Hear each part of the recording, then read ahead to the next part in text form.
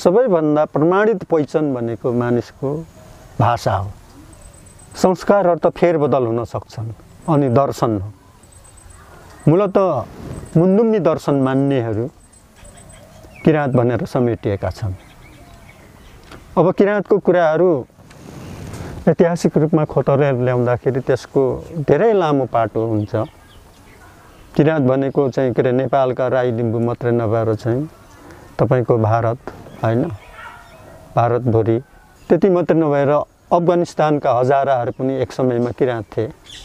अहिले बिर्से उनीहरू। अमेरिकाका चाहिँ रेड इन्डियनहरू पनि एक समयमा किराँत थिए। किराँत समुदायका जातिहरू थिए। उनीहरूले माया इन्का अग्जेट भन्ने चाहिँ सभ्यता अमेरिकामा फैलाए।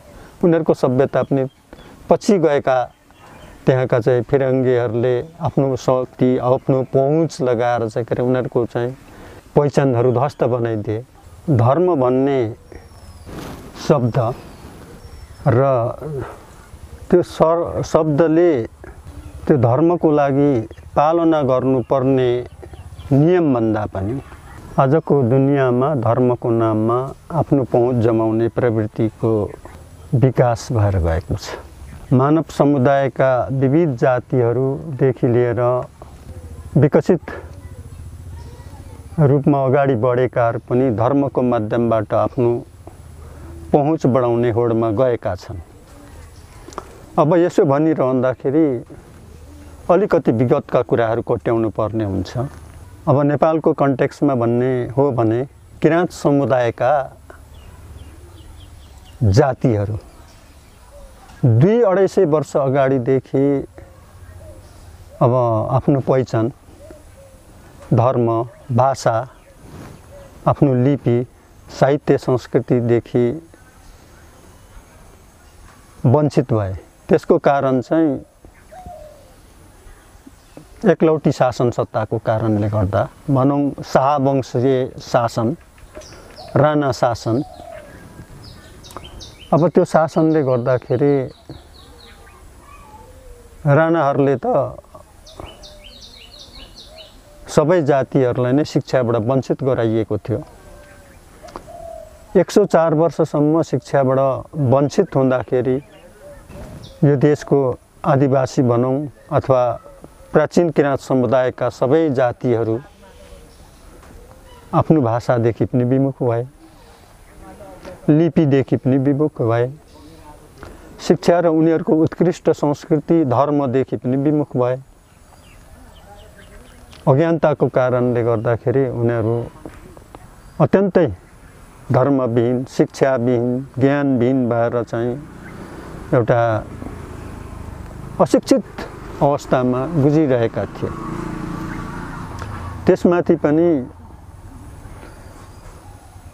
2007 सालमा राणा शासनको अन्त्य भयो, तर प्रवृत्तिको अन्त्य भएन। 2017 सालसम्म बहुदलीय शासन व्यवस्था चल्यो भनिन्छ, तर त्यसमा पनि कुनै आमूल परिवर्तन भएन। भनौँ अब किराँत समुदायका जातिहरूले पाउनुपर्ने सम्पूर्ण अधिकारहरू उनीहरूले केही पनि पाएनन्। 2017 साल पछाडि पञ्चायत व्यवस्था लागू गरियो। पञ्चायती व्यवस्थाले त झन् एक जाति, एक भाषा, एक धर्म भनेर उनीहरूले त्यस्तो किसिमको चाहिँ एउटा वर्णाश्रम शासन व्यवस्था अन्तर्गत नै शासन चलाए।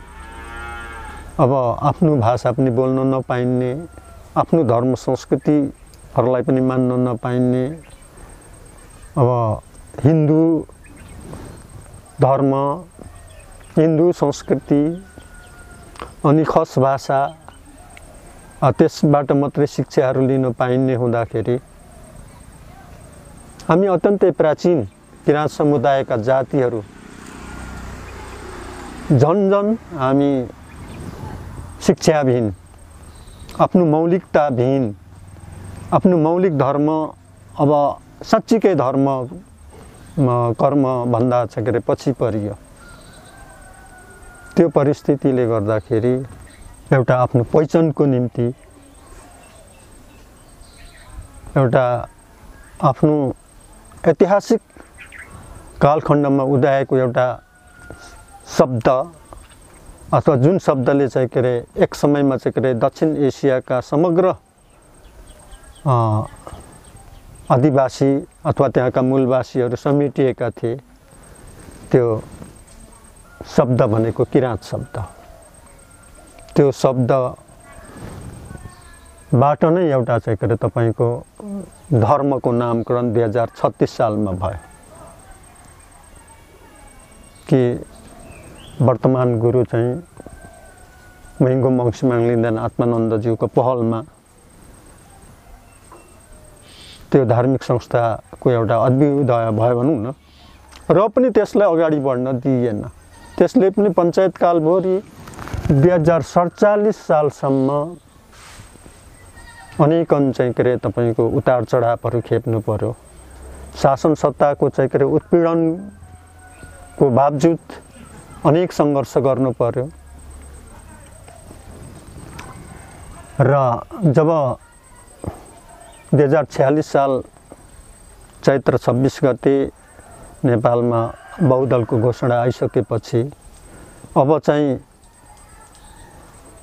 हामी किराँत समुदायका जातिहरूमध्ये राई भयो, लिम्बू भयो, याखा भयो, सुनुवार भयो, चेपाङ, जिरेल, धिमाल आदि लगायत सम्पूर्ण एउटा चाहिँ तपाईँको धार्मिक नामको एउटा पहिचान स्थापित गर्नको लागि हामी जुट्नुपर्छ भनेर तपाईँको किराँत याक्थुङ चुम्लुङ, किराँत राई यायोका, किराँत याका छम्बा, किराँत सुनुवार सेवा समाज यी आदि आदि संस्थाहरू मिलेर आधिकारिक रूपमा उनीहरूले किराँत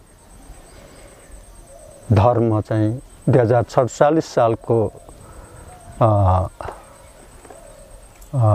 जनगणनामा किराँत धर्म लेखाए र 48 सालको जनगणनामा 3,19,000 पुगेको थियो र त्यही गति निरन्तर बढ्दै गएर 2058 सालको जनगणनामा जातीय उत्थानको निम्ति उदय भएका संस्था लगायत किराँत धर्म साहित्य उत्थान सङ्घ समेत भएर 8 लाख लगभग 18,000 भन्दा बढी किराँत धर्म लेखाउनेहरूको सङ्ख्या पुग्यो र नेपालको राष्ट्रिय धर्महरूमध्ये हिन्दू, बौद्ध, इस्लाम, किराँतले पनि चौथो चाहिँ तपाईँको स्टेजमा पुग्न सफल भयो र मूलवासी भनौँ अथवा आदिवासी भनौँ, अहिले आदिवासी भनिन्छ तर अब प्राचीन समयमा भन्ने भने किराँत समुदायका जातिहरू राई भयो, लिम्बू भयो, मगर के अरे गुरुङ के अरे तपाईँको धिमाल, याखा, सुनार आदिले त्यो एउटा पहिचानको निम्ति चाहिँ के अरे तपाईँको स्थापित भयो। हामी कसरी चिन्यौँ भने नेपालमा पनि 8 लाख भन्दा माथि किराँत धर्मावलम्बीहरू रहेछन् भन्ने पुष्टि भयो। एउटा तपाईँको राष्ट्रमा चिनिनु पर्ने आफ्नो पहिचान स्थापित भयो। धर्म भनेको चाहिँ त्यसका चाहिँ स्टेजहरू हुन्छन्। मान्छे धर्मावलम्बी मात्र पनि हुन सक्छ। अब धार्मिक हुनको लागि त आचरणहरू हुन्छ, त्यसका चरित्र धार्मिक चरित्र निर्माण गर्ने पद्धतिहरू हुन्छन्। तर जस धर्मावलम्बी धर्मको नाम लेखाउनेहरू 8 लाख भन्दा बढी देखा परे र अब 2078 सालमा पनि तपाईको राष्ट्रिय जनगणना हुँदैछ। अब सवाल यो छ कि त्यो 78 सालको जनगणनामा त्यो किराँत धर्म लेखाउनेहरूको संख्या घटाउने कि बढाउने हो? अब त्यो सवालमा याखा छुम्मा, सुनुवार सेवा समाज, किराँत याक्थुङ चुम्लुङ, किराँत राई यायोखा लगायत 5वटा संस्थाहरूले चाहिँ 2078 सालको जनगणनामा किराँत धर्म अथवा धर्मको महलमा चाहिँ किराँत धर्म लेखाउने भनेर विज्ञप्ति जारी गरिसकेका छन्। धर्ममा धार्मिक भएर जानु भन्ने मानिसको चाहिँ व्यक्तिगत कुराहरू हुन्। कुन अवस्थामा ऊ रहन खोज्छ र त्यो धार्मिक भएर चाहिँ जिउन सक्ने क्षमताको विकास गर्ने भनेको मान्छेको चाहिँ इच्छा अनुसार हुने कुरा हो।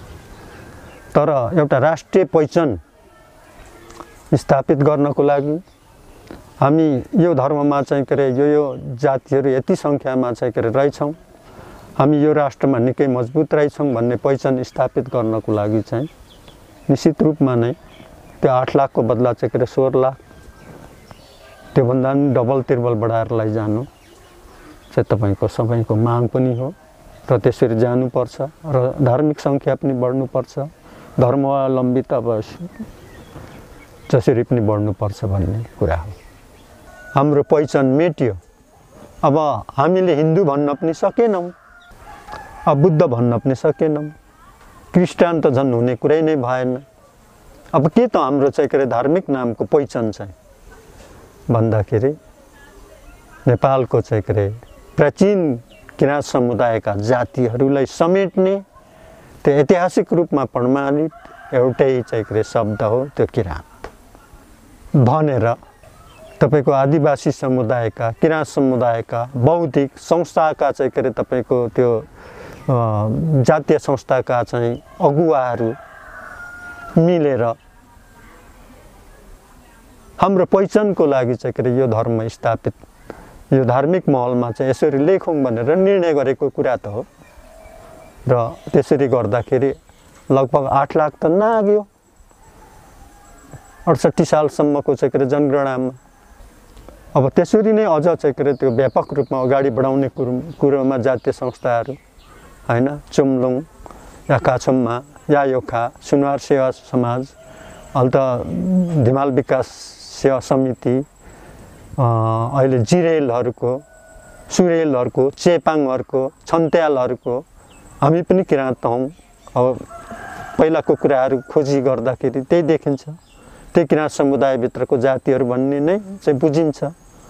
त्यसले गर्दा अब त्यसरी बढिराखेको हुनाले सक्दो किराँत धर्म 78 सालको जनगणनामा लेखाएर किराँत समुदायका जातिहरूको चाहिँ त्यो पहिचान, धार्मिक नामको पहिचानलाई अझ मजबुत बनाएर लैजाने चाहिँ आवश्यकताले गर्दाखेरि, त्यो एउटा समयको मागले गर्दाखेरि त्यसरी लेखिनुपर्छ भन्ने कुरा हो।